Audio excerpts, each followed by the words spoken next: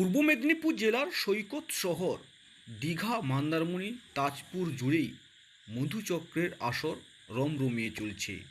সেই মোতাবেক সৈকত শহর দীঘার বড়া এলাকা থেকে মধুচক্রের আসরে হানা দিয়ে 3 মহিলা সহ মধুচক্রে চালানোর মূল পাণ্ডা ও তার সহকারীকে গ্রেপ্তার করল দীঘা থানার পুলিশ। ধৃতদের আজ কাঁথি মহকুমার আদালতে পেশ করা হয়। দিন কয়েক আগে মন্দারমণি দীঘা মোহনা এলাকায় মধুচক্রের আসরে হানা দিয়ে পুলিশ বেশ কয়েকজনকে গ্রেপ্তার করেন। আবার তার পুনরাবৃত্তি দীঘাতে হলো।